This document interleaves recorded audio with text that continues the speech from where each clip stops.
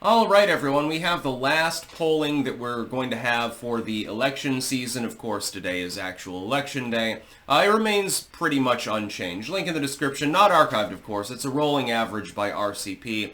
State-to-state polling, Wisconsin, Michigan, etc. It really has not changed. I think that it's stabilized, with Trump having a slight advantage in most of the swing states, basically, which is very good for him when you match it up against where he was in 2020 or 2016, and this is the anti-black pill zone here. It's like night and day. He's got a 4-point advantage over where he was, with the possibility that the polls in the end are underestimating him. That would be the election. If they're underestimating him even by a half a point, he will win. There's no longer enough leeway for them to print up enough late-night ballots at that point to overrun the vote. It would be millions and millions of votes. It'd be a little bit different than printing up a couple tens of thousands in Maricopa, for example. It'd be a little bit more difficult for them to pull off. The fact that the polls have stabilized for some days now, in multiple days, and show basically the same story over and over again. For instance, Trump is not at hazard in Ohio. The idea that Iowa is competitive is bullshit.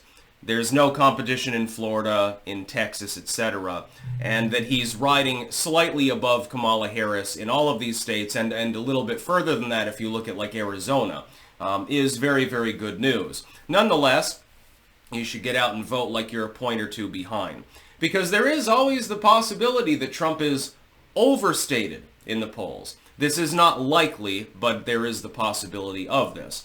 I would still favor him to win, 6 times out of 10, even under the worst of circumstances, though, because, again, a 2-point movement against him would still put him slightly ahead of where he was in 2016. That's the good news. The bad news is that may actually happen, and 6 times out of 10 is not 10 times out of 10, so go and fucking vote. I would point out, though, especially with regards to the polling in, it seems, Michigan, ironically, and to an extent Wisconsin, Trump may have actually inched out a little bit further of a lead, while also the GOP being ahead in early voting.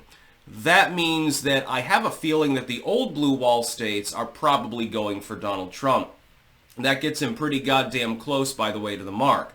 He only needs one additional big state or a couple of the smaller ones in order to clinch the election. We've got one new Minnesota poll that only shows Harris up by 2, for example. If it looks like Donald Trump has a chance of carrying Minnesota, and the chance is there, although it's less than a 50-50, well, that's pretty much the election. I mean, if you pick that up, it really, really stymies any chance of a path to victory for Kamala Harris. Same would be true of Virginia, to a lesser extent New Hampshire, although picking it up would look very, very nice. It hasn't been. I think the Republicans, the last time they won it was in 1980 election or 1984 or something like that. It was a long time ago. I think it might have been a little bit later than that. It hasn't been for 20 years, though. I know that. It's been blue every single time. They went for Obama both times, and Biden, and probably will go for Kamala. But there is the possibility. The fact is that the pipe dreams, this is the night and day scenario. The pipe dreams of the left are, well, Texas is in play. Florida is in play. Haha, Kamala can win Iowa. None of these things will happen. On the other side, though, you've got people that are plausibly stating, it's a plausible argument, well, Trump does have at least an outside possibility of picking up one of these states that leans blue enough that it's considered a wall state. And it's being taken seriously, as well it should, because the margin, if you look at Texas or Florida, Trump's going to win by a near double-digit margin. He's going to have comfortable breathing room.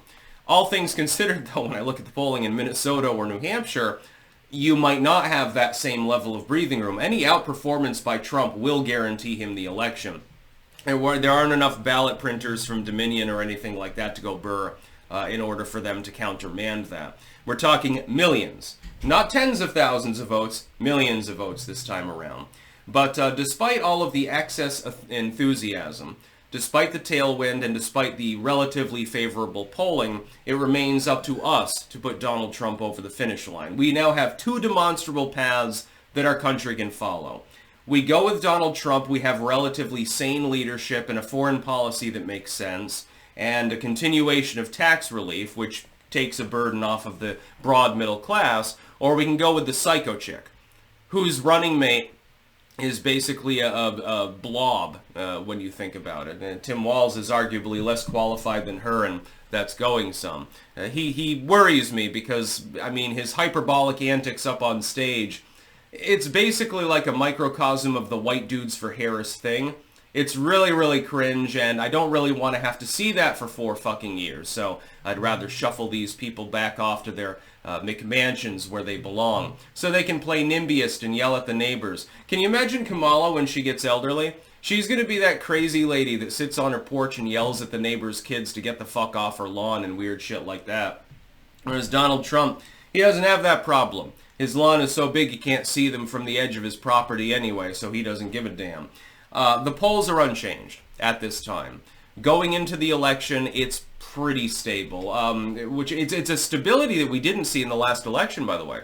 We saw in the last couple of elections, you had a lot of swinging around at the last minute. In this one, it's sort of maintaining that general mode that it's been in for some time, with Trump having that, again, slight advantage, and I believe higher enthusiasm. I believe he will win the election, but it remains to be seen whether we'll have enough turnout to countermand the ballot printers that are going to try to deny him office, even if he wins. So we'll put that in our pipe and smoke it, so to speak.